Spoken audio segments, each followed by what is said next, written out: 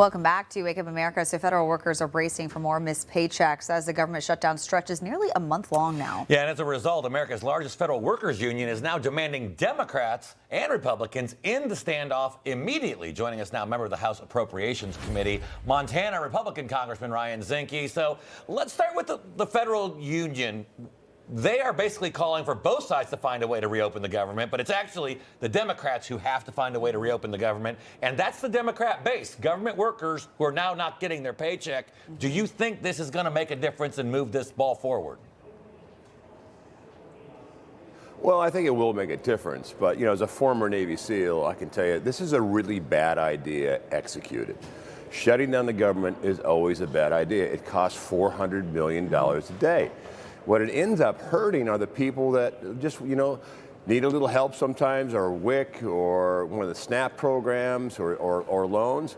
But it's really the functioning of America. And as the further you go in, the deeper the pain becomes. For instance, on the FAA, while you see that the air traffic controllers themselves are critical and essential, a lot of the contracts that keep the airports running, the lights, the screens, the maintenance, they atrophy over time on contracts. Now, it will condense. We won't have unsafe skies, but we'll have more delays. So this is going to hurt. I think the unions pushing in and say, look, this is hurting our population. It shouldn't get hurt. A lot of federal employees do great work, but they should get paid for it. Yeah. And a lot of these guys that are entry level, they don't make a lot of money, right? And all of a sudden, you're not hurting the employees. You're also hurting their families.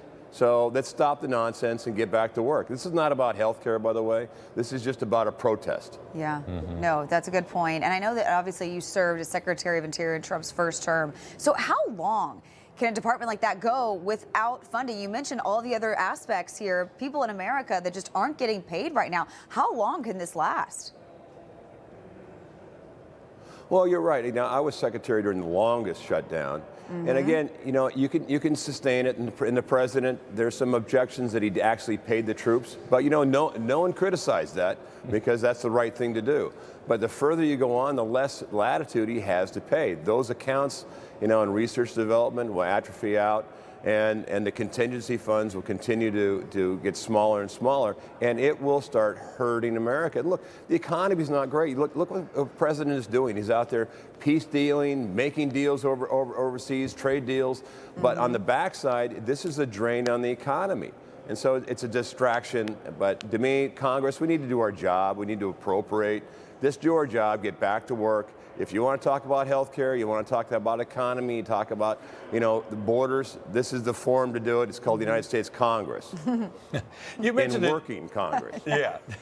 You mentioned the trade talks, Congressman. So China, obviously a big focus. You're a member of the U.S. Joint Commission on China. President Trump meeting with Xi tomorrow or Thursday, hinting that a deal could be close. What do you think we need to see come from this deal between the U.S. and China? Well, first of all, the president's trip overseas, wow.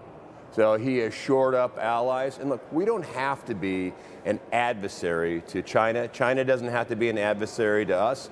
We can bridge a deal. And you got the greatest deal maker on the face of the planet, peacemaker, deal maker, let's get the regulation out. Let's make America, the place to do the deal. So he's out there. I think China, there's a deal to be had.